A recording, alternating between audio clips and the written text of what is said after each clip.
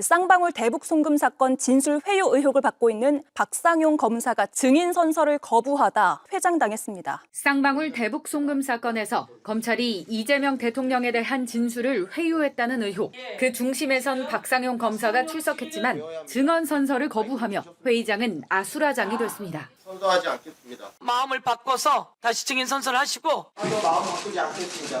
결국 증언대에 서지 못한 채 38분 만에 회의장을 떠난 박 검사. 비상개업은 위헌이고 이런 거는 위헌 아닙니까? 특검에 의한 공소 취소 안 한다. 약속해 주시면 지금 바로 선서하겠습니다. 수원지법에서 이화영 부지사에 대한 국민참여 재판을 위한 공판 준비 절차가 있었거든요. 네. 이 재판이 뭐에 대한 혐의냐?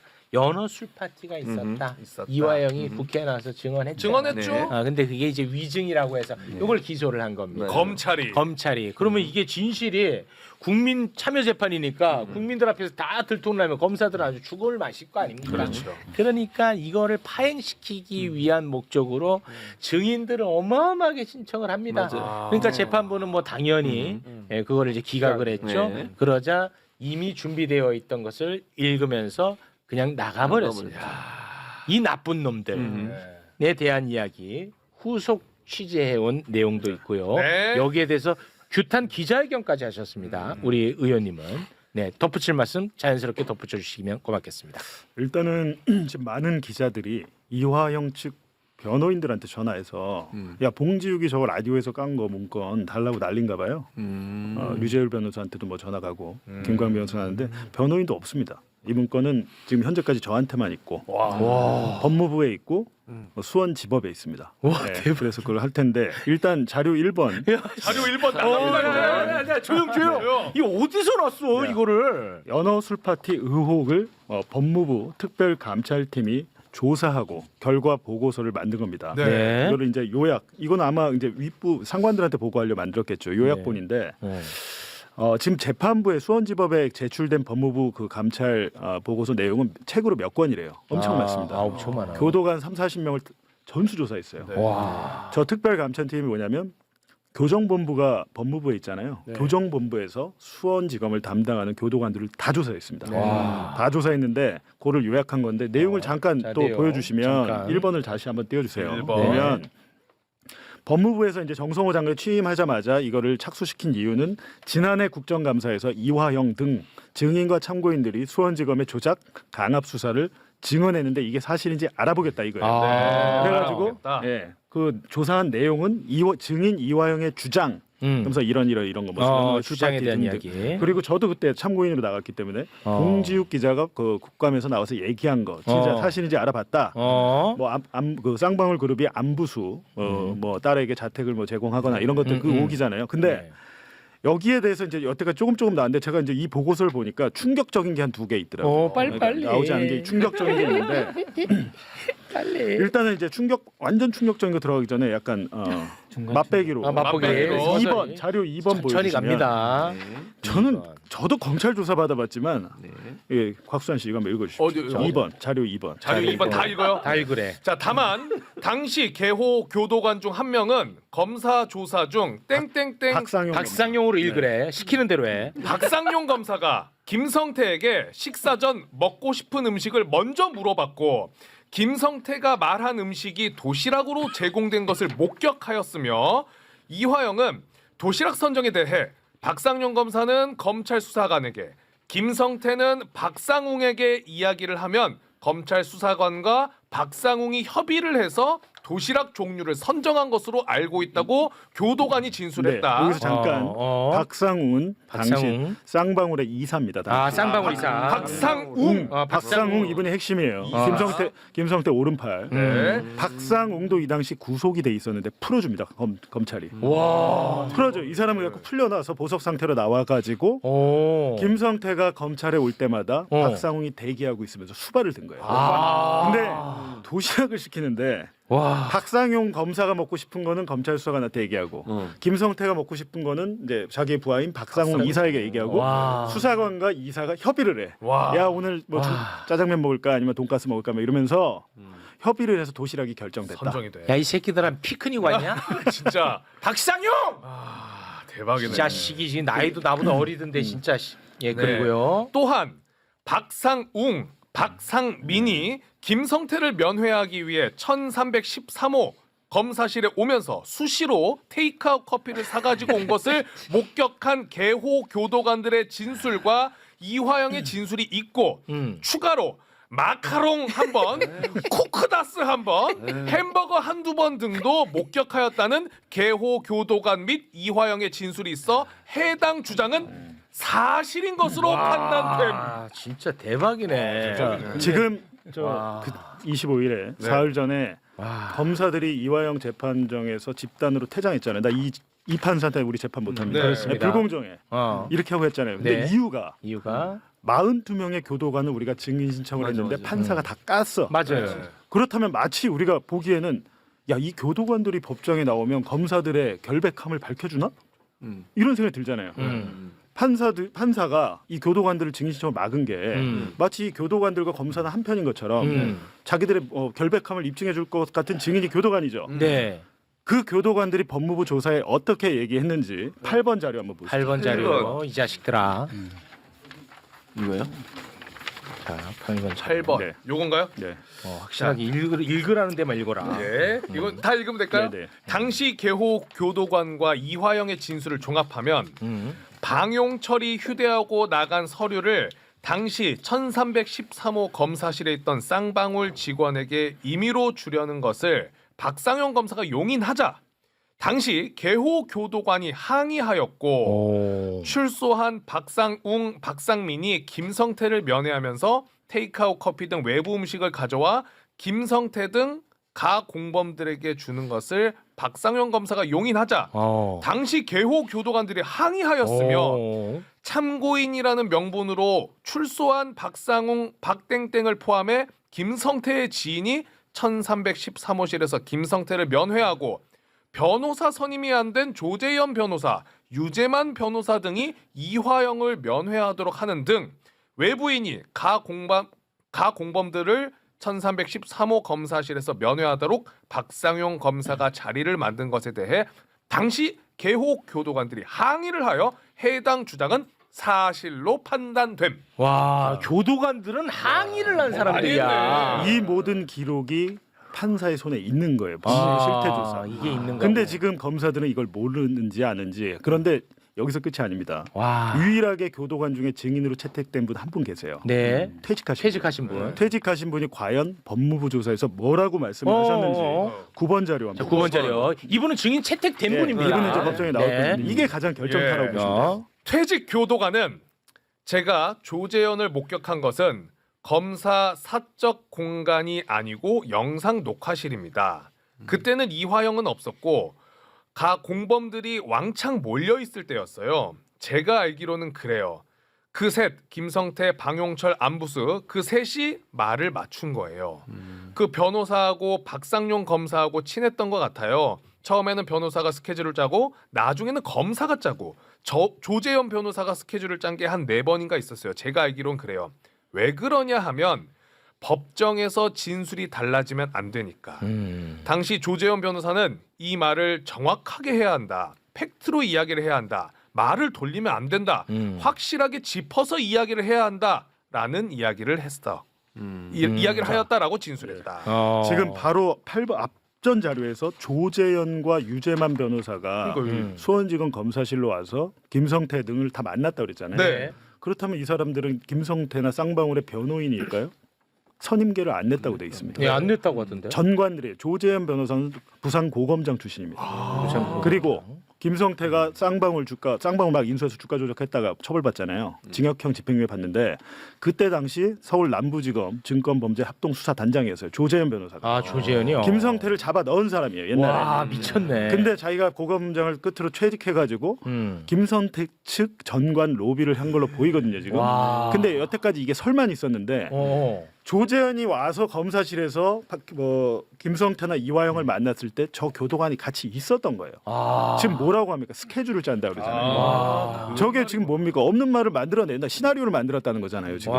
근데 저 조재현 변호사가 수원지검장을 역임했습니다. 와. 지금 알려지기로는 수원지검장 역임했을 때 박상용이 수원지검에 있었던 걸 알고 자기부하잖아요. 와. 평검사와 지검장 관계. 그러니까 이 사람이 사실은 저 수원지검 1313호실에 가서도 안 되는 사람인데 수시로 와가지고 선임도 안 됐고 말을 짜맞추는데 너무도 뻔뻔하게 교도관들 다 있는데 있는 데서 해. 무법천지네. 그러니까. 진술, 코치, 시나리오 짜기, 저 스케줄 짜기로 이제 표현을 한 건데 와. 지금 요약본이기 때문에 잠깐 이게 한 달락 나온 거예요. 와. 구체적으로 엄청나게 나왔겠죠.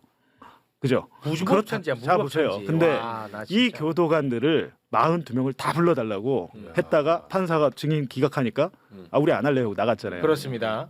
이게 블러핑이죠. 어, 검사들은. 그렇지. 검사들의 블러핑. 이 교도관들 한 명 한 명씩 나와서 법정 증언하면 검사 여럿 구속됩니다. 구속돼야 돼. 지금 실제로. 보세요. 이게 말이 안 되는 상황이죠. 말이 안 되잖아. 조재현 변호사는 이런 일 절대 없었다. 가서 만난 건 맞는데 뭐 허위 진술을 강요하거나 회유하거나 그런 거 절대 없었다는데 아 맞는 건 인정하는 입장이에요. 인정하죠. 왜냐하면 이거는 당연히 그럴 수밖에 없고 여기서만 만난 게 아니고 이화영을 이제 회유하기 위해서 이화영이 뭐라 그랬냐면 조재현이 나한테 뭐라 그랬냐면 검찰 윗성하고 내가 얘기가 된다.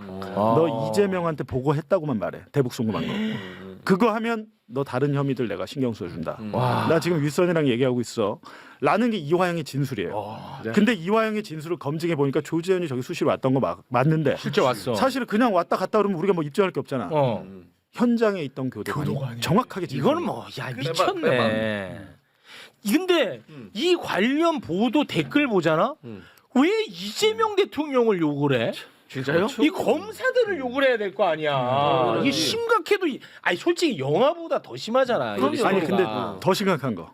와 6번 자료 한번 보여주세요.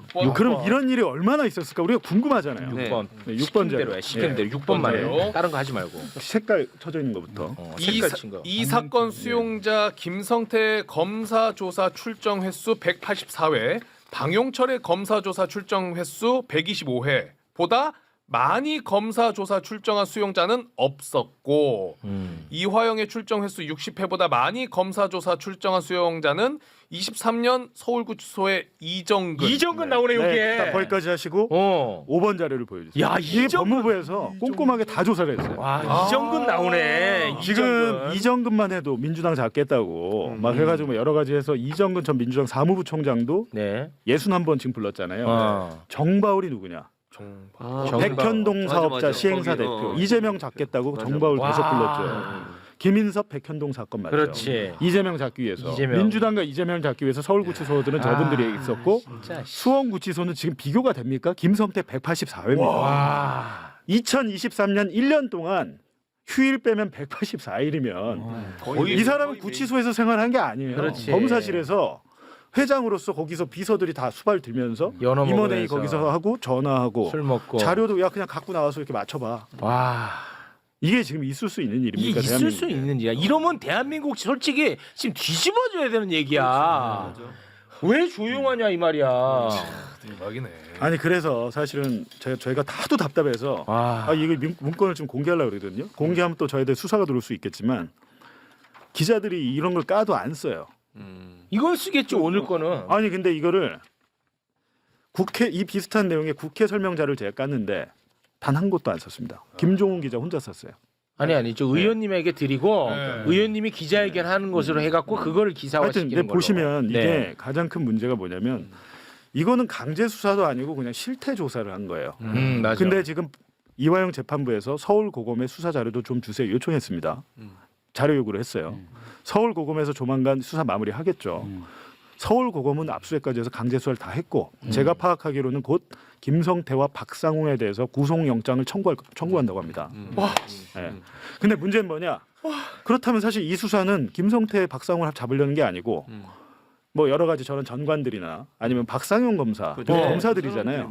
근데 난관에 복잡한 게 지금 뭐야? 현행법상 공수처에 검사 비위 사실 통보해야 돼요. 니네가 원래 공수처하게 돼 있으니까. 근데 공수처가 그 통보를 받고 우리 뭐 안 하고요. 그냥 거기서 하세요. 이 절차가 또 남아 있는 거예요. 그러니까 이렇게까지 나왔는데도 검사 압수수색 한번 하기가 그렇게 힘듭니다. 와. 이래서 검찰 개혁이 필요하고 검찰에 많은 권한, 기소권 남용, 뭐 영장 청구 독점권 다 빼야 되는 거, 다 그러니까 빼앗아야 되는 거죠. 당연하지. 지금 이 뭡니까 이게 대한민국 지금 뒤집어져야 돼. 의원님 이거 너무 심각합니다. 제가 그 학생 운동 하다가 24살에 감옥을 30개월 살았거든요. 그때 느낌으로 이야기를 하면 네.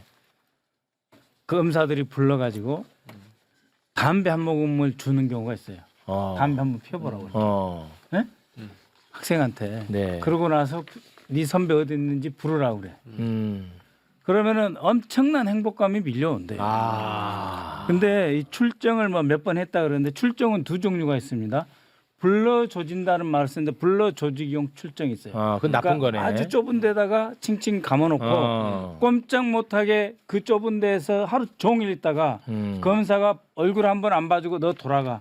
아침 9시에 불러가지고 저녁 10시에 보내는 불러조지기용 이 출정이 있고 또 하나는 황제용 출정이 있어요. 그래 와가지고 나와서 마음대로 돌아다니고 놀고 검사하고 이야기하고 신문도 보고 네? 뭐 먹고 싶은 건 마음대로 먹고 그러면은 이 불러조지기용 출정이 이제 황제 출정으로 바뀌는 거예요. 앞에 처음에는 고통 주기 위한 고문 바뀌는 거구나. 그래서 하루 종일 대기시켜 놓고 있다가 그 다음 날은 갑자기 한 3시쯤 불러. 그럼 이 검사가 하나님처럼 하나님처럼 보이지. 너무너무 고마운 거예요. 근데 이 검사가 밥도 줘. 그다음에 잘해주고 막. 음식도 주고 뭐 말도 맞추게 해줘. 그러면 어떻게 해서 되냐면은 이 검사만 부여잡으면 나는 살겠다. 그렇지. 나는 곧 나갈 수 있겠다. 그래서 감방 문이 열리는 그 환각에 빠진다니까. 그렇지. 그런 그 가스라이팅을 해놓고 그다음에 진술 이건 그동안 저희가 진술 세미나라고 했는데 네. 이거는 진술 합작입니다. 진술합자. 뭐 세미나는 모르는 거 알려주는 게 세미나고 이건 합작. 다 이렇게 맞추라 하는 거고 이 고통을 이제 그 여름에 초장에 한참 동안 이화영도 당했을 거 아니에요. 그럼요. 조직이 불러 조직이 출정. 네. 거기서 한 번씩 이렇게 회유도 하고. 네. 이 고통을 주면서 오로지 이재명 한 사람만 불어라. 한 사람, 딱 한 사람. 그러면은 뭐 어렵지도 않은데. 맞아. 그리고 내가 불면 쟤도 불고, 쟤도 불면 또 딴 놈도 불고, 또 내가 불고. 깔끔해. 누가 분지도 모를 거 아니야. 몰라. 그러면서 자기가 자기를 속이고 자신을 망가뜨려요. 네. 그런 공작입니다 이게. 야, 진짜 무섭다. 진짜 저는 무서워. 박상용 검사가 박상용이 9월 달에 보수 방송에 나와서 이 연어 술 파티에 대해서 전면적으로 부인을 했거든요. 네. 채널 A. 네. 전면적으로 부인을 했어요. 맞아요. 입장문도 냈는데 뭐. 야, 근데 이런 것이 있었는데 어떻게 그럴 수가 그러니까 있겠어요? 대단한 놈이야. 최근까지도 국회에 나와가지고 저눈 내가 또 생각나네. 바로 저 눈이야.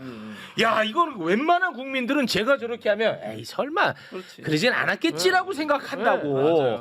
단독으로 인터뷰. 근데 경호차장 김성훈이 눈하고 똑같지 않아? 달랐어요. 다 나왔어.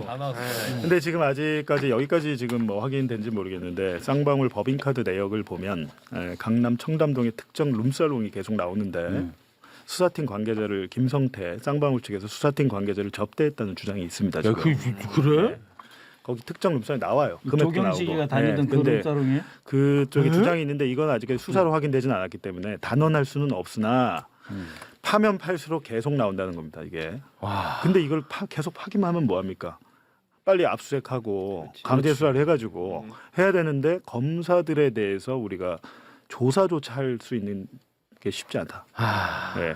그러니까 그냥 집어 던지고 법정도 나가고 하는 거예요. 그러니까 마음대로 할 수 있는 거야. 그러니까 대한민국의 가장 큰 범죄 집단이 검찰처럼 보여요. 그렇죠. 근데 거기서 뭔 범인을 잡는다는 거야. 심각합니다.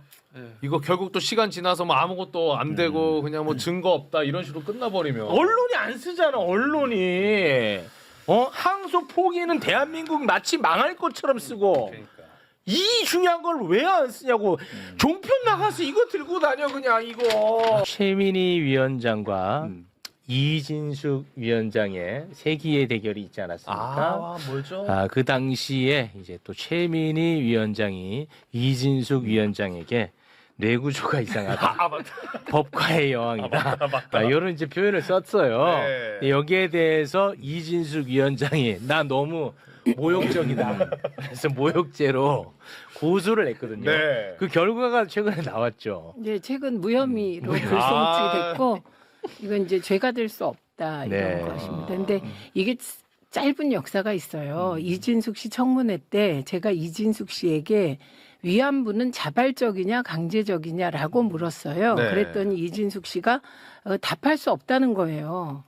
그래서 왜 답할 수 없냐 그랬더니 논쟁적 사안이라는 거예요. 그래서 제가 누구와 누구가 논쟁을 하냐 그랬더니 이제 얼버무렸어요. 그래서 제가 이런 단순한 사실을 얘기하지 못하니 네. 뇌구조가 이상하다. 그러니까 친일적이다 이 얘기를 한 것이죠. 네. 그런데 그것이 계속 이어져서 그러니까 여러 사안에서 부딪혔습니다. 근데 제가 MBC 뉴스 하이킹 나가서 그 뇌구조가 이상하냐는 걸 혹시 뭐 취소하거나 이럴 생각이 없냐고 물어보기에 유지하겠다 그랬죠. 예. 유지하겠다. 뭐 그렇게 자세하게. 근데 어찌됐든 뭐 이거는 무혐의. 그냥, 불송치. 불송치로 그냥 불송치. 깔끔하게 정리가 됐습니다. 네. 언론 개혁에 대해서 관심이 굉장히 높습니다. 네, 그렇습니다. 이 관련해 가지고 또 책임 있는 자리에 계시는데요. 지금 상황을 좀 설명을 해주시고 앞으로의 계획까지 좀 네. 정리해 주시죠. 제가 최근에 검찰 개혁이 굉장히 말이 많았잖아요. 그런데 저희가 과방위가 방송 개혁 제도적으로는 다 끝냈거든요. 방송 개혁은 국회 법으로 할 수 있는 건 끝냈어. 다 끝냈습니다. 근데 저희가 너무 조용히 했나 봐요. 끝냈어 그거는 다. 아니 그래서 법은. 끝낼 때 네. 내부에 잡음이 하나도 없었거든요. 네. 당 대표부터 원내대표 그리고 과방위 내부에 잡음이 하나도 없어서 조용히 끝냈더니 방송 개혁이 안 끝난 줄 아는 분들이 많더라고요. 그래서 저에게 계속 질문이 오는 게 이제 KBS 사장은 언제 바뀌냐? 너네는 왜 그것도 안 하냐? 막 이렇게 와서 제가 설명을 좀 드려야 될 것 같습니다. 네. 우선 일단 또 마침 또 네. 대한민국 최고의 언론 석학님이 나와 계시니까요. 네. 티키타카 한번 좀 기대를 네. 해보겠습니다. 예. 그래서 일단 그 법 뭐뭐 통과됐는지는 그렇죠. 그러니까 위원장님 말씀하신 걸 방미통이 관련된 법안, 그 다음에 방송 미디어 통신 심의위원회 관련된 법안, 그리고 방송법, 이게 KBS 관련된 법안하고 방문진법, 그다음 교육방송법 이게 다 통과가 됐죠. 다 끝났어. 네, 그래서. 다 맞아요. 끝났습니다. 네, 네, 그런데 맞아요. 시행을 지금 못 하고 있을 뿐이야. 그게 왜 그랬냐 그 얘기를 드리는데요. 방미통 위원장 구성을 해야 됩니다. 네. 그래서 방미통위가 7명으로 구성이 되는데 대통령께서 2명, 여당 대통령이 속한 여당이 2명, 그 다음에 대통령이 속하지 않은 교섭단체가 3명 하게 되어 있습니다. 아, 네. 예, 그런데 민주당은 일찍이 방미통 위원 이제 추천을 다 끝냈는데 국힘이 계속 이걸 이제 늦췄어요. 그래서 구성이 안 되다가 마침내 상임위원을 추천했는데 그분이 극우 매체의 대표를 지낸 분이에요. 그래서 그분에 대한 표결이 본회의에서 부결되게 됩니다. 민주당이 반대. 요거 표결 절차를 거쳐야 돼요. 네, 상임위원은 표결하게 되어 있습니다. 굉장히 큰 자리네. 네, 큰 자리뿐만 아니라 중요한 자리이고요. 중요한 자리네. 예, 그런데 그게 무슨 민주당이 당론으로 반대했다. 뭐 이렇게 얘기하면 안 되고 자유투표를 했습니다. 그런데 위원들이 그냥 자연스럽게 다 무슨 국음매체 대표가 방미통 위원인가 상임위원으로. 반대를 했는데 더 중요한 숨겨진 1cm는 그때 9표가 10표 차이로 부결됐는데 국힘 의원 30명이 불출석했습니다. 그건 좀 신기하네. 모르셨죠? 네. 신기해. 그래서 조용히 지나갔죠. 만약에 민주당 의원 30명이 불참해서 부결됐으면 난리가 났을 텐데 국힘 의원 30명이 당일 표결에 참석하지 않아서 부결됐습니다. 아니 왜 그 자기들이 추천했다면서요? 그러니까. 그게 미스테리인데. 이거 미스터리로 남아 있습니다. 네, 이거는 미스터리 영역으로 남아 있습니다. 근데 오히려 30명 왔으면 가결될 수 그럴 수 있어요. 10명만 와도 가결. 맞아, 10명만 와도? 네. 10표 차로 부결됐어요. 그러니까. 아니 왜? 이게 큰일 뭐야? 났네. 모르는 자기들이 생각해도 이상하다고 생각했겠지. 진짜 그 사람을 상임위원으로 하면 안 돼요. 난 누군지를 몰라가지고. 자격이 안 되는 사람이야. 그래요? 극우 매체의 대표를 했던 사람이에요. 네, 아무튼 그런 일이 있었고요. 네. 다행이네. 그러다 보니 네. 아무래도 국회의장께서 민주당만 먼저 추천하기가 어렵잖아요. 그래서 조금 이제 시간을 두셨는데 3월 30일부로 대통령께서 그 한 명을 제외한 6명을 다 임명하셨습니다. 혹은 이제 비상임위원은 제가 하신 거죠. 그 위촉하신 겁니다. 예, 그래서 6명이 구성됐기 때문에 7명 중에 4명이 있으면 방심위가 회의할 수 있잖아요. 그래서 이제 개문발차하게 되었고 네, 그 박미통이가 해야 될 가장 중요한 두 가지 일이 있습니다. 네네네. 하나는 YTN, YTN. 최대 주주 유진, 네네. 최대 주주 변경 승인. 네네. 우리가 흔히 유진이 YTN을 인수했어. 그럼 그건 방통위가 유진 그룹의 최대 주주 변경 자격을 승인하는 거예요. 맞아요. 네, 그래서 그 최대 주주 변경 승인이 2인 구조에서 됐잖아요, 방통위. 그렇습니다. 그래서 이지숙. 이거를 무효 이지숙 때 맞나? 무효화는 아니에요. 아니요. 아닌가, 누구지? 그 전인가? 이동관 때 아니었어요? 이동관 다음. 다음이었어요. 네. 하도 여러 명 바뀌어가지고. 네. 그래서 김 누구 있잖아요. 윤석열 변호인. 맞아. 변호인 윤석열 검사 네, 출신. 네. 그다음에 네. 이상인 네, 그런 분이 있을 텐데요. 그래서 요 승인을 취소하는 김홍일 작업. 죄송합니다. 네, 그게 김홍일. 일입니다. 요거 취소하는 게 취소하게 되면 첫 번째 과제예요. 네, 첫 번째 네. 과제입니다. YTN이 제가 보기에는 매우 편파적입니다. 맞아요. 패널 구성도 그렇고 내용도 그렇고 그래서 요게 1의 과제이고 네. 그다음에 두 번째 과제가 공영방송 이사 선임하는 겁니다. KBS 이사, KBS 이사. KBS 이사. 이사가 왜 중요하냐? KBS 사장을 정합니다. 네, KBS 이사 선임, MBC 이사 선임, EBS 이사 선임 절차에 곧 들어간다고 합니다.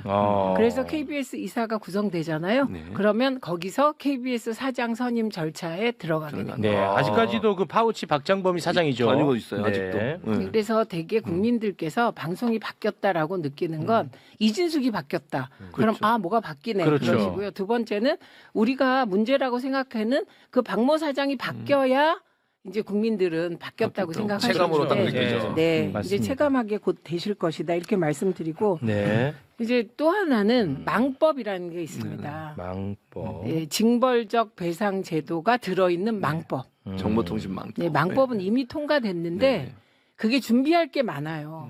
네, 정부에서 그래서 6개월 경과 기간이 있습니다. 그래서 망법이 7월 7일부터 발효하게 됩니다. 7월 7일. 네. 예를 들면 SBS 그것이 알고 싶다. 그거 방심위가 뭐 다시 심의하는 건 어려워요. 우리가 뭐 정치적으로 그거 어떻게 재심해 볼래 해도 어려운데 그 영상이 계속 지금 떠 있잖아요. 그리고 그것을 2차 가공한 물건이 떠 있잖아요. 7월 7일 이후에는 다 징배제 대상이 됩니다. 요 말씀입니다. 네, 그래서 그 효과는 7월 7일 이후에 나온다. 네. 그래서 일단 크게 저희가 방송 개혁의 제도적인 부분은 끝내놨다. 그럼 이게 언론 개혁의 다냐? 여러분이 이제 보수 언론을 어떻게 좀 심판해라 그러시잖아요. 요거는 과방위 사안이 아니고 문체위 소관입니다. 그래서 두 가지가 남았는데요. 그게 언론중재법 개정, 그다음에 정부 광고 제도 개혁 이게 남았습니다. 그런데 정부 광고 제도는 언론재단이 담당하는데 요게 문체위 소관입니다. 그렇죠. 네, 그래서 저는 하반기에 문체위 갈 겁니다. 언론중재법. 그거 하시려고. 그거 미리 얘기하셨어요. 어디를 아니, 간다. 저는 국회에 들어 제가 정치를 시작한 이유도 언론개혁, 국회에 들어온 이유도 언론개혁, 다시 들어온 것도 언론개혁이기 때문에 저는 이제 방송 과방위에서 할 일은 이거부터 AI까지 거의 다 기본은 다 했기 때문에 이제 문체위에 가서 언론중재법하고 그리고 정부광고 개혁까지 그리고 조금 욕심을 부리면 통합방송법을 해야 되는데 거기에 문체위 지분이 큽니다. 그래서 그것까지 할 생각입니다. 그래서 2라운드를 위하여 문체위에 갈 것을 약속드립니다. 아유, 좋습니다. 그다음에 이것뿐만이 아니고 있어요? 네. 좀 많으시네. 시간은 없는데. 정부의 사회대 개혁위원회가 있습니다. 정부의 국무총리 산하의 사회대 개혁위원회가 있어요. 맞아요. 거기서 사회 전체를 통틀어서 보고 있는데 그 파트 중에 하나가 언론 분과입니다. 이 언론 분과에 그 유명한 멀리서도 봐도 번쩍번쩍하는 박서군 위원장이 네. 들어가 계세요. 박서군 민중연대. 네. 그래서 그 박서군 위원장이 책임자인데 여기서 윤석열 치하 언론 장악 진상조사 특별법을 추진하고 있습니다. 그거 잘하셨네. 네, 그래서 이 법은 저희가 곧 토론회를 시작으로 이제 유계줄의 방송 부분이잖아요. 네. 그래서 이 법 시작할 텐데 이것과 함께 제가 이제 2달 정도 과방위가 남아 있는데 네. 위원장이 이 법과 관련하여 발의하고 의원님들과 함께 그리고 법소위까지는 통과시켜 놓고 그만두려고 합니다. 소위까지는 아유, 너무 깔끔합니다. 자, 그리고 말이죠. 지금은 이제 보통 대체로 박미통이 이야기를 많이 했는데 네네. 박미심이 박미심이 그러니까 있죠. 이제 유일임이 있었던 박미심이 여기에 이제 인사청문회가 있었습니다. 그렇죠. 고광헌 위원장 여기에서 SBS 그것이 알고 싶다 문제가 이야기가 되어졌거든요. 네. 그 장면을 보면서 이것과 관련한 또 대한민국 최고의 전문가 지금 취재하고 있는 두 분이 있어요. 네. 두 분과 함께 자연스럽게 이야기를 좀 나눠보도록 하겠습니다. 일단 국회 영상 함께 보시겠습니다.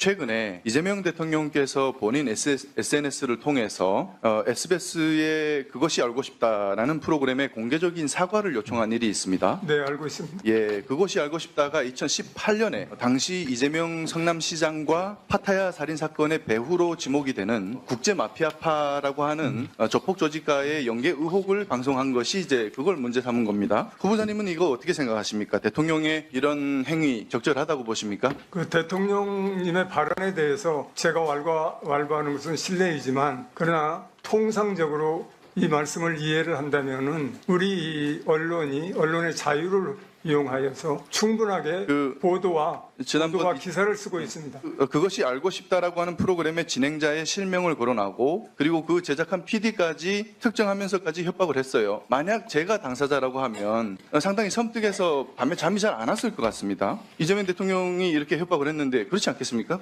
반대로 생각을 이재명 바꿔놓고 생각하면? 대통령께 하신 말씀은 예. 언론의 자유에 따라서 자유롭게 보도했으면 그 보도에 대해서 특히 공중파, 지상파이기 때문에 그 보도에 대해서 사회적 책임도 져야 되지 않겠냐라고 하는 저널리즘 차원의 원론적인 그런 지적이라고 생각합니다.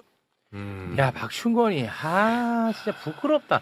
아니 그러면 그 가짜 뉴스가 그게 좋냐 너는? 아휴 너 뭐해 박충건이 안 잡고? 너네 같은 애들 수준에서 잡아야 돼. 전 남한 사람이어가지고. 아니 그런 얘기는 안 돼. 그런 얘기는 안 됐다. 적절치 않은 표현이었다. 예. 나 박충건이 진짜 너무 화가 나네. 자 관련한 이야기 대한민국 최고의 전문가 두 분을 저희가 모셨습니다. 요게 이제 그 파타야 살인 사건으로부터 이제 시작된 거 아니겠습니까? 네. 파타야 살인 사건의 주범이 김형진이고 공범이 윤재균인데 윤명균. 윤명균. 윤명균을 오늘 직접 만나고 온 사람이 대한민국에 살고 있었어. 그래요? 그분이 오늘 매불쇼 찾아주셨습니다. 정구승 변호사 박수로 모십니다. 네. 네, 오늘은 접견이 취소돼서 지난주 금요일 날 보고 왔던 취소됐어요 오늘? 지난주에 보고 왔고 이번 주 화요일도 보고 왔던 정수입니다. 윤명균을 실제로 지금 접견을 하고 다녀요. 취재를 하고 있는 겁니다. 어마어마한 소식들 나옵니다. 사실은 취재라기보단 제가 이번에 아예 계약을 했기 때문에 이제 윤명균 씨의 변호인으로서 하는 상황이 되었습니다. 그래서 조만간 그 파타야 살인 사건 관련 재판 기록도 저희가 수령하기로 했고 그래서 다음 주 중으로는 그 재판 기록 즉 윤석열 정권 때부터 저 사람들이 그 정권 치하에서도 계속 검찰 얘기를 했었거든요. 그 진술 내용까지 이제 재판 기록으로 확인할 수 있을 것 같습니다. 너무 좋습니다. 자 그리고 또 한 분의 전문가. 이 건은 저널리즘 문제가 아니다. 2017년부터 차기 유력 대선 주자인 이재명을 제거하기 위해서 공권력과 언론과 국민의힘이 작업한 것 아닐까 하는 의혹 제기를 지금 하고 있는 대한민국 최고의 참기자 봉지욱 기자 박수로 모십니다. 네. 반갑습니다. 지금 정구승 변호사 시간이 없어가지고 빨리 잠깐 말씀드리면 일단 윤명균이 그러니까 파타야 계열 사건은 이제 2015년 11월에 태국 파타야에서 살인 사건이 발생을 했고 범인은 2명 김형진, 윤명균인데 윤명균은 사건 직후 태국 당국에 자수를 해서 거기서 수사받고 재판을 받아요. 거기서 형을 살고 김형진은 베트남으로 2년 8개월간 도피를 했다가 2018년 4월에 이제 베트남에 체포돼서 압송이 됐고 윤명균은 태국 교도소에 계속 있었어요. 지금 우리가 여태까지 얘기한 것은 김형진에 대한 이야기, 김형진의 편지나 뭐 김형진의 법정 증언 이런 걸 공개한 건데 지금 정구승 변호사는 그 윤명균이 2022년 4월 달 대선 한 달 후에 태국에서 가석방 후에 이민국 교도소에 갇혀 있다가 송환이 되는데 알고 보니까 이 윤명균을 대선 직전에 데려와 가지고 이벤트를 벌이려고 했어요. 근데 이거는 검찰의 문제가 아니잖아요. 이거는 대사관까지 지금 개입이 돼 있고. 그거 우리가 네, 다뤘잖아. 지금 현재에서 가 있는데 그 윤명균이 그러니까 저희는 여태까지 김영진을 통해서 윤명균의 이야기를 들었는데 지금 윤명균을 만났는데 저 이제부터 정구승 변호사가 설명을 좀 해서 보니까 아예 만나서 이렇게 적어 왔더라고요. 네. 뭘 적어 와서 이제 윤명균의 여기 지금 지문까지 찍혀 있거든요. 자, 지금부터는 좀 천천히 설명 좀 일단 부탁드립니다. 저렇게 작성된 경우에는 제가 이제 접견을 들어가면 그 전자기기를 쓸 수 없기 때문에 제가 메모를 받아쓰기를 하고 거기에 대해서 사실 확인을 윤명균 씨가 직접 하고 그 밑에 보시면 입회 교도관이 이거는 이분이 지문을 찍은 게 맞다라고 확인해준 접견 메모입니다. 그래서 보시면 이제 제가 나름 이제 매부쇼에 나올 거를 예상하고 그렇죠. 시간대별로 정리를 좀 했는데요. 21년 9월 24일에 그 태국 국왕의 이유로 가석방 출소가 됩니다. 그러니까 우리로 치면 8.15 특사 같은 걸로 나온 거예요. 근데 그 당시에 윤명균 씨는 그러면 여권은 만료돼 있기 때문에 불법 체류자 신분이라 교도소는 아니더라도 그러니까 범죄자를 가둬놓는 교도소는 아니더라도 풀어줄 수는 없으니 이민국 교도소에서 대기를 하게 됩니다. 21년 11월 말 또는 혹은 12월 초쯤에 영사훈자, 그러니까 대사관 직원이 방문을 했는데 방문할 때부터 이 사람을 한국에 데려가기 위해 갑자기 이제 사진을 찍겠다, 그러니까 여권을 만들어서 송환을 시키려고 해서 윤명균 씨는 이거는 뭔가 이상하다 싶었고 그리고 태국에서 이미 자기 가석방까지 받은 상태인데 대한민국으로 돌아오는 순간 다시 한번 처벌을 받게 될 걸 알고 있어서 얼굴을 안 보여주고 사진 찍으려는 걸 필사적으로 가려서 여권 만드는 걸 막아냅니다. 그게 몇 그게 년도? 21년 11월. 2021년 11월. 저때가 언제냐면 바로 불과 한 달 전에 이제 장영하가 기자회견을 해서 박철민 돈폭 20억 돈다발 요게 이제 허위 사진으로 밝혀져서 실패로 약간 돌아가는 그때 힘이 그거 실패 힘 빠졌을 때 바로 저 공작에 그러니까 다시 말해 2022년 윤석열이 당선됐던 그 대선 직전입니다. 그게 핵심이야. 그래서 그렇고 한 달 좀 안 돼서 이번에 영사가 경찰과 함께 방문을 합니다. 그래서 이제 귀국을 보통 하는 경우에는 이렇게 강제 송환을 하는 경우에도 그 뭐 검사 비용이나 비행기 비용을 보통 피고인이 내야 된다고 하더라고요. 그런데 우리가 그거 다 부담해 줄 테니까 일단 가자라고 하는데도 계속 거부를 하니까 그때 그 유명균 씨의 표현으로 하면 여기가 편해? 라는 식의 경찰이 이렇게 얘기하면서 강제 송환을 하겠다. 그렇게 하니까 여기서 이제 경찰까지 나서서 이렇게 하니까 좀 무서워서 그러니까 이 사람 속으로는 시간을 끌겠다는 생각으로 일단 사진 촬영에는 허락을 해서 이제 사진 여건이 만들어졌고 강제 송환의 위기에 처하게 됩니다. 이 사람이 여긴 이민국 교도소다 보니까 외부와의 소통이 가능했나 봐요. 그래서 전화를 해서 한국에 있는 지인을 통해서 어떤 변호사님과 소통을 했는데 그분 변호사님께서 알아보신 바로는 지금 들어오면 대선에 이용당한다. 저쪽에서는 윤명균 씨 땡겨가라고 안달이다. 이재명 지지율 떨어뜨리려고 한다라는 얘기를 이분은 이때 들어요. 변호사로부터. 그래서 이게 들어가면 큰일 나겠구나라고 해서 일단은 코로나 핑계를 대면서 당시가 코로나가 좀 심했으니까 거부를 합니다. 그때 근데 이미 윤명균을 데리고 오려고 1월 초에 이제 22년도로 넘어가서 1월 초에 윤명균을 송환하기 위해 한국에서 경찰이 파견됩니다. 데리고 올라오고. 근데 이거를 코로나 핑계로 막아버리니까 대사관과 이제 경찰은 화가 났겠죠. 그런 상황에서 이제 1월 14일이 됩니다. 제가 지난번에 말씀드렸던 그 B14호 그 징벌방인데요. 갑자기 이분이 이민국 교도소에서 잘 있는데 갑자기 짐 싸라고 하더니 전화기도 압수하고 너 마약 유통했지 하면서 갑자기 이제 푹공이라고 하는데 이게 태국어로 계급을 의미한다고 하는데 제가 듣는 추론한 발언한 경감급 되는 사람인 것 같아요. 이 사람이 태국어로 한국 대사관에서 너를 지옥에 넣으라고 했다라고 예고를 하면서 이제 징벌방에 보내게 됩니다. 지난번에 말씀드렸던 징벌방에만 간 게 아니라 처음에는 6명, 7명이 사용하는데 큰 방에 혼자 놓고 거기가 엄청 무섭대요. 그리고 막 쥐가 막 손바닥만한 쥐가 계속 돌아다니는 곳에 있다가 이제 당시에 태국 경찰 앞잡이들 뭐 미얀마, 캄보디아 뭐 그 조폭이나 순분꾼이라는 애들인데 걔네들이 와서 한국 가냐 안 가냐 물어보고 안 가면 때리고 이런 식으로 계속 하다가 그래도 안 간다고 이 사람이 버티니까 지난번에 말씀드렸던 그 1평 그 징벌방에 더 집어넣고 다시 묶어놓는 그런 것까지 하게 됩니다. 그래서 이 사람이 도저히 버틸 수가 없다라고 해서 가겠다라고 하고서 또 머리를 씁니다. 태국에 사건이 추가로 있으면 내가 아무리 가겠다고 해도 못 가니까 밖에 있는 사람에게 도움을 청해서 나를 고소를 해라. 그렇게 해놓고 근데 당장은 너무 힘드니까 그쪽 대사관 쪽에서 협조하는 사람한테 나 갈게 도장 찍을게 하고 도장을 찍어놓고 몰래 자신을 고소하게 만들어 놓습니다. 그래서 이제 이 사람을 데리고 오려고 세팅이 다 됐는데 알고 보니까 태국 쪽에서는 이 사람 추가권이 있어서 못 가. 이렇게 돼서 이 사람이 대선 전에 못 들어온 겁니다. 안 들어오게 된 거고. 네. 그러니까 나는 약간 좀 갸우뚱했던 게 하나 있었어요. 뭐냐면 이 사람이 뭐 아주 정의로운 사람도 아니고 그렇죠. 이재명을 막 보호하려고 했던 사람도 아닐 텐데 왜 그렇게까지 협조를 하지 않았을까라는 조금 의구심이 있었는데 그거는 자기 처벌 안 받기 위함도 있는 거야. 그렇죠. 그것도 그런데 이분은 윤명균 씨는 이재명이 누군지 몰랐대요. 그러니까 이게 그 알이 1편과 2편이 있지 않습니까? 네. 1편 찍을 때까지만 하더라도 이 사람은 되게 소통이 되고 있었어 갖고 물론 1편 찍을 때도 SBS가 이 사람이 좀 어떻게 보면 이 사람을 속였는데 이 사람은 촬영 자체가 자신의 억울한 사정을 SBS가 밝혀주는 걸로 알고 협조를 했었고 뭐 그게 안 된 거고 그리고 2차 이제 이재명 대통령과 엮으려고 했던 그 방송 때는 이 사람은 이미 태국에서 복역 중이었기 때문에 그 내용을 몰랐어요. 아예 그런 내용도 몰랐고 실제로 그 관련해서 조사를 받을 때 수사관이 검사였던 걸로 보입니다. 잡혀와서. 예, 잡혀와서. 이제 한국에 온 다음을 얘기하는 예, 거예요? 예. 그럼 2022년 4월 이후에 대한 이야기. 네. 김영진이가 이재명이랑 연관이 있어? 도망 다니면서 전화 통화도 하고 그랬다는데? 라는 식으로 물어보는데 누가? 그 검사가 이 윤명균에게 놀랍게도 이 사람은 이재명이 누군지 몰랐던 거예요. 정치에 관심이 없으니까. 물어봤는데 이재명이 누구예요? 이렇게 돼버려서 좀 실패로 돌아간 검사는 진짜 이상하겠다. 이 새끼 이거 어디부터 시작해? 누구요? 그러니까 나온 말이 이제 지금 너 여기 귀국한 거 기자들이 몰라. 그러니까 나한테 협조를 안 하면 그 알 3 찍어서 국민들의 공분을 사게 해서 너 한번 말아주겠다.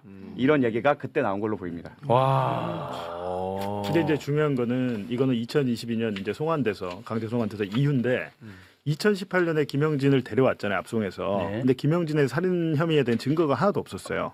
그래가지고 당시에 검찰이 이 수사가 6개월 걸립니다. 그래서 검찰이 검사하고 경찰이 태국을 갑니다. 그 윤명균 기록 받으려고 윤명균 증언도 받고 그때 얘기가 난 더 그거던데. 네. 그때 그러니까 이 파타야 살인 사건은 지금 우리가 보통의 사람들은 그냥 유죄라는 걸 확신을 하고 그 다음 송환을 했다 이용했다도 있는데 사실 그 사건 자체도 조금 미심쩍은 게 많은 게 이 사람이 태국에서 재판 받을 때 통역관이 한국 사람이 붙거나 한국어를 할 줄 아는 태국 사람이 붙어야 되는데 인도네시아 사람이 붙어서 이 사람은 재판이 어떻게 흘러가는지도 모르고 그냥 처벌을 받게 됐고 뭐 의료 기록을 보면 두개골 한물로 그러니까 그 공소 내용이나 재판을 보면은 두개골 한물로 죽었다는데 의료 기록에는 그런 내용이 없고 막 이런 식의 좀 억울한 측면이 되게 많았던 것 같아요. 그 변호인으로서의 역할은 법정 가서 하시고요. 그런데 그럼 그렇게 처벌을 받게 되었느냐라고 제가 물어보니까 그래도 수사기관에서 수사를 해서 다 된 거 아니냐라고 했더니 당시 이제 수사를 받을 때 경찰이 와서 이제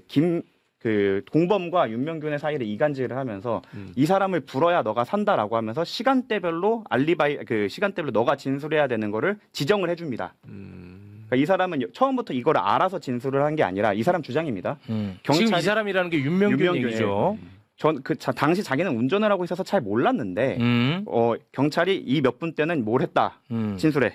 그래서 진술하고 그거 말고 검사가 2018년에 태국에 와가지고 윤명균에게 한 얘기 그게 이제 이 사건 말고 이재명 관련해서만 한국 검사가 2018년에 태국에 가서 그 검사는 김영진을 수사했던 그 검사 맞아요. 수사관 2명과 카메라 촬영 담당 1명 그리고 대사관 사람 태국 경찰 2명이 와갖고 아까 말씀드린 그거예요. 이재명이랑 연관이 있어 도망 다니면서 전화 통화를 하게 했다는데 근데 이재명 모른다고 했던 것뿐만 아니라 이제 내가 엮으려고 했는데 기소를 못했다.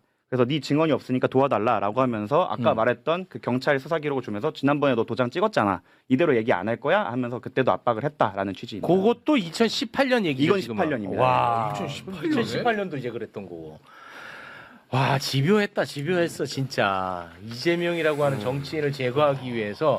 그래서 이게 그 저널리즘 관점, 어떤 방송의 관점으로 요거를 좀 접근하면 안 될 것 같다는 생각이 계속 듭니다. 예, 그래서 제가 국회에서 얘기할 때도 이게 단지 언론 자유의 관점에서 언론의 자유와 책임, 뭐 언론 자유의 남용, 허위 조작 정보 유포 이 차원을 넘어서 이거는 검언유착을 넘은 부의라고 지칭되는 판결문에 그게 누군지 모르겠지만 그 부의라고 지칭되는 어마어마한 정치 공작으로 보인다라는 식으로 정리를 했던 겁니다. 네.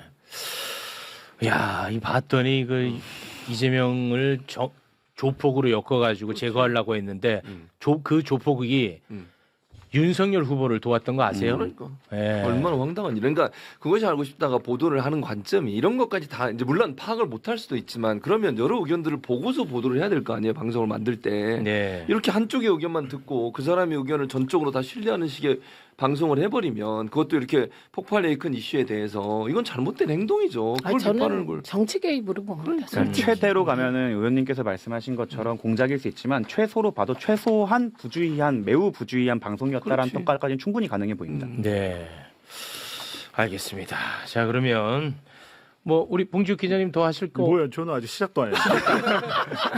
지금 아니 그게 아니라 이 친구 가야 돼가지고 먼저. 그래서 속도를 맞춰주신 거야. 제가 자, 그럼 정구승 변호사님은 보내드려도 돼요? 예, 여기는 좋습니다. 저도 가도 돼요. 네, 좋습니다. 네. 갈수록 고맙습니다, 저는. 네, 고맙습니다. 두 분 대단히 고맙습니다. 고맙습니다. 너무 감사하죠, 가주시면. 지금 시간이 좀 없는데 말이지요. 봉지욱 기자님 천천히 부탁드립니다. 1번 그래픽 다시 한번. 이게 이제 할 때마다 설명을 해야 돼요. 맞아. 할 때마다. 이게 모르시는 분들도 있어서 그것이 알고 싶다. 내용은 위에 이제 김영진 태국 파타야 그 범인이고 이 김영진의 도박 자금을 성남 국제 마피아파 이준석 코마트레이드 대표가 대줬다.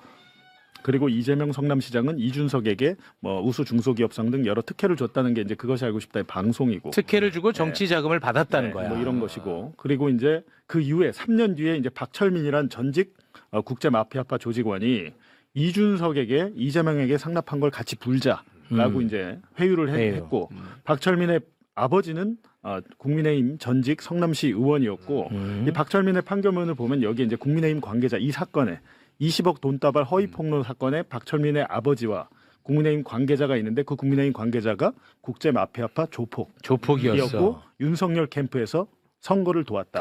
이게 지금 이제 나왔죠. 맞아. 이 영화도 이런 영화가 없어. 그래서 이제 김영진 씨가 저한테 이제 편지를 새로 보내왔습니다. 이번 주에. 이번 주에 김영진 씨가 편지를 보내왔어요. 3월 29일자 찍혀 있죠. 2026년 3월 29일에 이제 보낸 거죠. 보낸 거고 제가 어제 받았는데 이제 봉지욱 기자님께 하면서 아직은 이제 저에 대해서 약간 뭐랄까 경계심이 좀 있습니다. 경계심이 있는데 제가 이제 김영진 씨 아버지를 통해서 이 사건에 대해서 본인이 기억하는 바를 한번 쭉 적어달라고 그러는데 11장의 편지로 온 거예요. 온 건데 내용을 잠깐 보여드리면 2번, 3번, 5번이요. 5번 CG 한번 읽어주시죠. 5번. 자, 저는 이재명 전 성남시장과는 만난 적도 도피와 관련한 어떤 도움도 받은 사실이 없고 뇌물 전달과 관련하여서도 아는 바 없고 조작임을 밝힙니다. 형광펜 부분만 읽으면 될까요?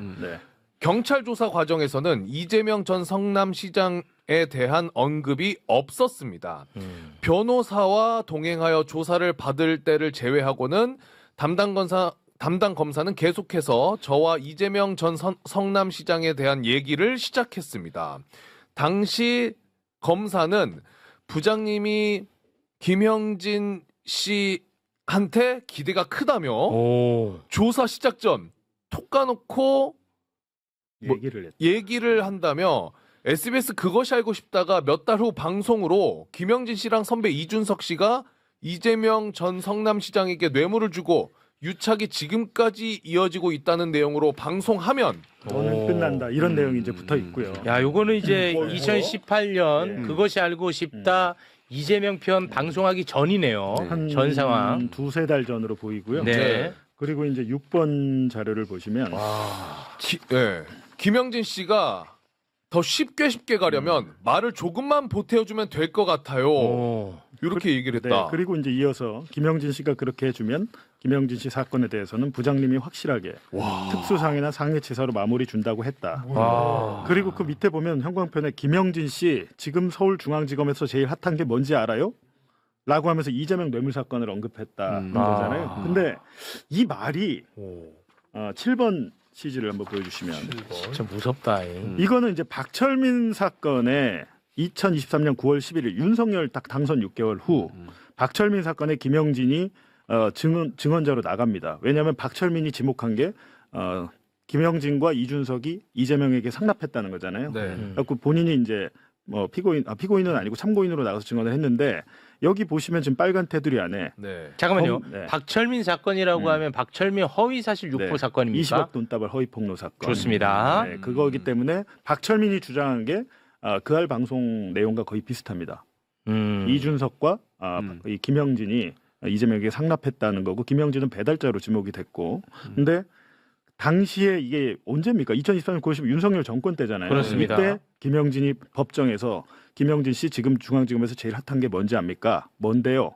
지금 이재명 씨 뇌물 관련돼 있는 거 뭐 저거랑 몇 달 있으면 그것이 알고 싶다 해서 2차적으로 또 보도가 될 거다. 이게 지금 법정 증언이잖아요. 이 내용이 지금 2023년이란 점입니다. 그게 굉장히 중요한 포인트야. 그러니까 지금 이 편지는 저한테 최근에 왔지만 2023년에 이미 이 편지 내용과 동일한 증언을 하는 거예요. 그렇습니다. 이 얘기를 반복적으로 해야 돼요. 왜냐하면은 지금 정권이 바뀌었으니까 김영진이가 이재명 유리한 쪽으로 얘기하지 않을까 하는 또 물타기 할 거 아니야. 근데 그렇지 않다. 윤석열 정권 때 재판에서도 똑같은 이야기를 했다라는 걸 보여주고 있습니다. 그리고 굉장히 중요합니다. 이에 대해서 제가 하나 더 검증을 했는데 편지 내용을 제가 이제 검증을 좀 해보는 거예요. 8번 보시면 좋다. 여기 한번 읽어주시죠.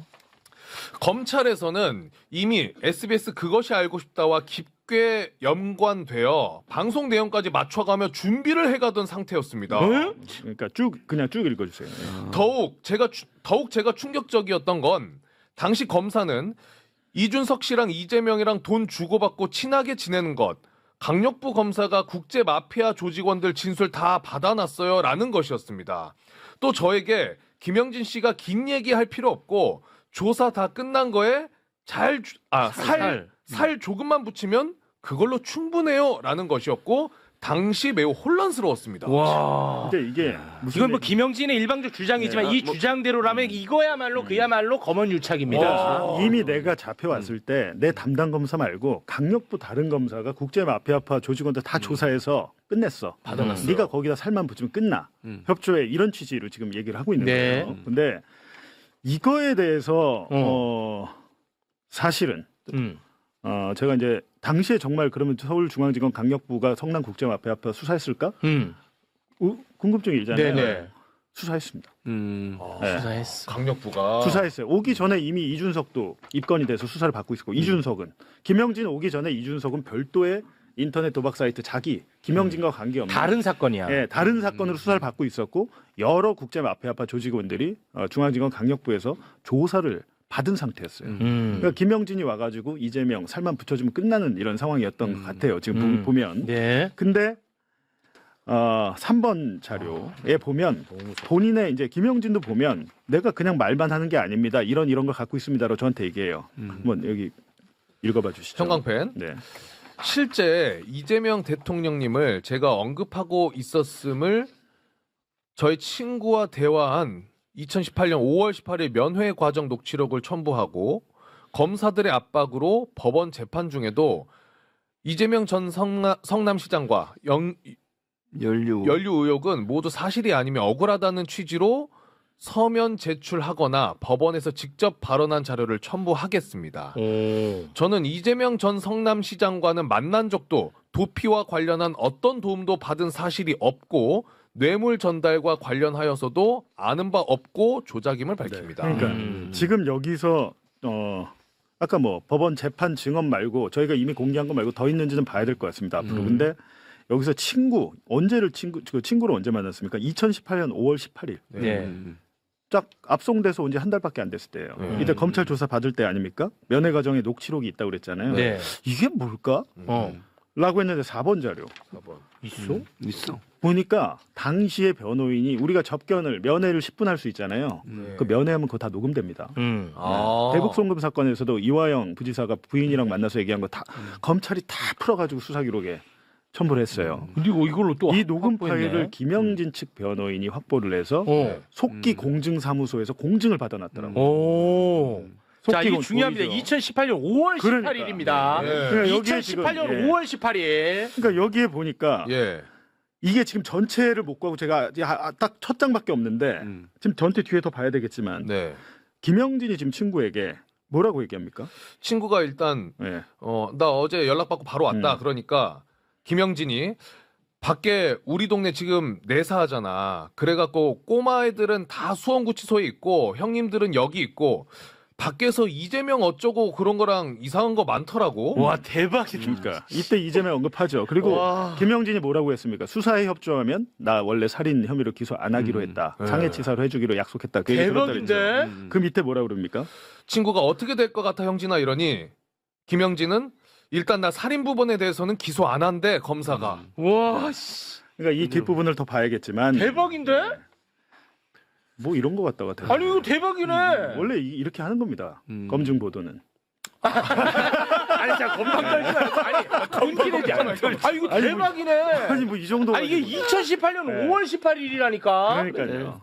그러니까 제가 이 얘기를 하는 이유는 와 이거 끝난 거 아닙니까 이걸로? 근데 물론 오야 소름이 돋는다. 이 소름이 지금 돋아. 담당 검사들은 이 범죄자들의 거짓말이다 이렇게 얘기를 하고 이재명의 그런 걸 물은 적도 없고 와. 지살라고 저러는 거다라고 이제 반박을 합니다. 근데 뭐 그럴 수도 있어요. 근데 이런 여러 가지 다른 정황 자료들이 김영진의 주장을 뒷받침하네. 있고 한 가지 더 말씀드리면 당시에 너 아까 윤명균한테 너 그 알 3편 만들어서 완전 인생 끝내줄까 말아줄까 얘기했다고 그랬잖아요. 네. 사실은 제가 보니까 수사 기록을 쭉 보니까 김영진이 가장 억울해하는 건 뭐냐면 내가 잘못한 건 죄를 받겠다. 그리고 피해자한테는 죽을 때까지 사죄하겠다. 이건데 당시에 2018년 10월에 중앙지검이 이 수사 결과 발표할 때 야구방망이로 머리를 뒤통수를 쳐가지고 두개골이 함몰돼서 죽었다 그랬어요. 네.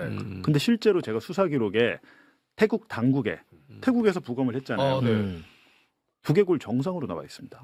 두개골 정상으로 나와 있고 그 재판에 나온 그 법의학자들 얘기는 두개골 문제가 아니다. 그게 머리로 충격으로 외상이 아니고 내부 갈비뼈가 부러지면서 내부 장기 다발성 파열 때문에 그런 것이다. 그리고 마약을 이제 피해자가 함께 검출이 돼서 그거에 대한 사인도 배제할 수 없다 이렇게 냈는데 주장은 그거예요. 어찌됐든 이재명으로 엮으려다가 안 되니까 잔혹한 살인극으로 방송과 함께 짜고 쳤다.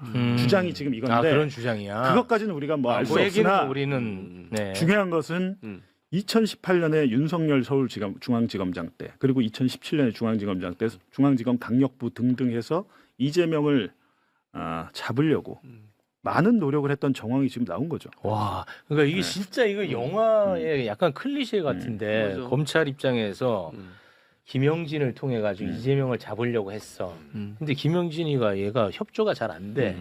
그러니까 폭행 사건인데 예를 드는 거예요. 폭행 사건인데 야, 이 새끼를 그냥 살인으로 엮어가지고 이재명이랑 확 엮어버릴까? 이랬을 가능성. 아니 근데 오히려 이재명 정치인과 엮어버리면 얘는 아무것도 아니에요. 얘는 묻히죠. 얘는 뭐 그냥 잔혹하게 뭐 살해하면 그렇게 묻히고 상해치사로 해도 되는 그 맥락인 것 같아요. 큰 게 나오면 너는 작아져. 근데 네가 안 불면 네가 주인공이 돼야 돼. 이런 식의 지금 압박이 아니었나, 협박이 아니었나. 어우, 너무 무섭다. 너무 무서워. 와. 그러니까 방송사가 저는 너무 홍지욱 기자처럼 확인을 해야 될 거 아니에요. 그러니까 제대로 팩트 체크하고 보도를 해야지. 근데 또 그렇게 얘기하면 뭐냐면 저도 그런 1시간짜리 프로그램 많이 한 6년간 해봤는데 보도할 당시에는 몰랐을 수는 있는데 문제는 나중에 밝혀졌잖아요. 그럼 깔끔하게 그 사과하면 되는 거고 한 가지 이상한 점은 김영진의 이준석과 이준석이 김영진에게 뭐 도박 자금 대주고 실소유자다 방송에 이렇게 나왔는데 이 둘이 관계가 없다는 것은 이 둘의 수사가 그때 각각 이루어졌기 때문에 실제로 김영진의 수사 기록에 이준석의 조서나 이런 게 아무것도 없습니다. 둘이 아무 관계가 없다는 걸 그때도 알았을 법해요. 그때도. 근데 이거를 둘을 사실은 엮어야만 이재명을 엮을 수 있지. 연결할 수 있기 때문에 이걸 무리하게 엮은 거는 잘못한 거다. 야, 오늘 방송은 진짜 이게 전국에 좀 퍼져나갔으면 좋겠는데. 좀 받아 썼으면 좋겠다. 다른 언론사들 이런 것들을 좀. 그러니까 지금 이런 식의 수사가 대북 송금 박상현 검사가 얘기한 거랑 똑같지 않나요? 이재명 주범으로 해서 하면 너 봐줄게. 안 그러면 나 이해찬 수사하고 네 아들 수사하고 협박하는 똑같잖아요. 네. 와, 끔찍합니다 진짜. 와, 야, 2018년 5월 18일께 나와버렸네. 지금 뭐 기록이 계속해서 이제 확보가 되고 있고 지금 그러면은 지금 봉지욱 기자님은 파타야 살인 사건의 주범 김영진의 아버지와 소통 중이에요? 그렇죠. 이제 이분은 이제 교도소에 있으니까 네. 21년 8개월 6월인가 받았어요. 지금 17년 플러스 4년 6월 해가지고 그럼 아버지가 이렇게 뭐 열심히 적극적으로 협조할 수 있는 동의는 아들이 억울하다고 생각하기 때문일 가능성은 그 높겠네요. 말씀을 많이 하세요. 아버지도 보니까 암투병 중이시더라고요. 근데 암 수술을 곧 하실 것 같은데 죄를 지은 만큼만 벌을 받아야 되는데 그때 이재명 그거 잡는데 협조 안 했다고 그렇게 천하에. 근데 뭐 이분이 잘못한 건 맞죠. 보니까 입국 과정에서도 막 욕하고 본인이 이제 매를 번 것도 있어요. 김영진이. 예, 그런 것도 있고 그 아래 방송에 보면 CCTV 보면 잔혹하게 막 폭행하고 이런 건 사실이고 근데 네네. 우리가 몰랐던 내용도 많이 있고 그런 요인은 있습니다. 억울하다는 게 있는데 제가 사실은 말씀을 드렸어요. 죄송하지만 그거는 뭐 재심이나 이런 건 어렵다. 네네. 예, 그러니까 그런 걸 기대하지 마시고 그냥 그때 있는 그대로만 말씀을 해주시면 좋겠다 해서 이제 이런 네, 편지가 온 거죠. 알겠습니다. 야, 오늘 이거는 진짜 많이 좀 뻗어나갔으면 좋겠다는 그러니까요. 생각이 듭니다. 지금 뭐 계속해서 그 검증하지 않은 언론에 대해서 그럼요. 지적을 하는데 댓글에도 저에 대한 비난의 글들이 왜? 많이 올라오고 왜요? 있습니다. 왜, 최욱이 왜? 너도 최진봉 제대로 검증하지 않고 미화했잖아. 라는 글들이 많이 올라옵니다. 네, 고맙습니다. 그러니까 더 저는 이게 황당한 게 뭐냐면 언론사들이 자기 자기 같은 지역에 있는 사람들에서 그 비판하는 걸 잘 안 하려고 그런다니까요. 네. 그러니까 뉴스토파나 이런 미디어 전문 매체나 아니면 언론에 대해서 검증하는 매체가 아니면 네. 그냥 서로 봐주기 하는 게 있나 하는 이런 아니 생각이 근데 들어요. 2018년 그알 방송 나왔을 때 저는 그알만의 문제가 아니라고 봅니다. 당시에 지상파, 종편 다 리포트를 했더라고 메인 뉴스에서. 그럼 따다가 인용 네. 보도했다고. 그때 아마 경기도에서 당선되고 한 2달 정도 됐을 때 아닙니까? 근데 네. 그때 그렇게 이제 이미지를 심어놓은 거 아니에요. 리포트하다가 직접적인 물증이 하나도 안 나오니까 묻혔는데 3년 후에 또 박철민이가 전직 성남국제 마피아파란 놈이 20억 돈다발을 흔드니까 3년 전 방송의 그 이미지 이미 선입견이 생긴 상태에서 그렇습니다. 터지니까 맞나 보다 네. 라고 결국에서 대선에 영향을 미치게 그렇습니다. 된 거죠. 결과적으로. 2018년에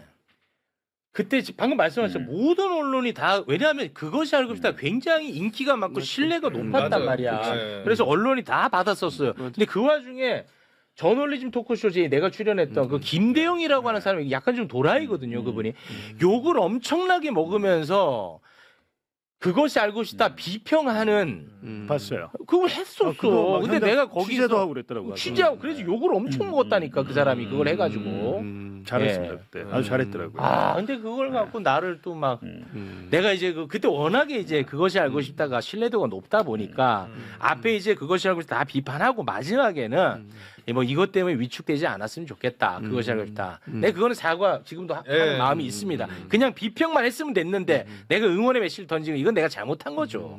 예. 근데 그것만 딱 따가지고 나를 악마화하더라고 또. 그래? 최진봉 씨. 내가 무슨 거짓말 자꾸 하지 마라 그랬지. 그건 꿈인가? 나는 너를 비판한 아니, 적이 저도 없어 한 번도. 저는 최욱 씨가 당시에 한 말이 뭐 문제 없다고 생각하는데요. 아 그런 예를 얘기가 들면 지금 그것이 알고 싶다의 그건 다른 하죠. 제작진들이 지금 이 사건 때문에 위축될 필요는 없고 결국에는 2017년 그알 방송 때문에 베트남 현지에서 제보가 와서 김영진이 건거가 된 거예요. 그러니까 그알 방송이 여태까지 우리 사회에 긍정적인 일들을 많이 했습니다. 근데 이 사건에도 그러니까 이거는 이게 문제가 있다면 딱 요거만 비판을 해야지 그걸 다 싸잡아가지고 뭐 프로그램을 폐지해라 뭐 다 문제네 이렇게 가면 안 됩니다.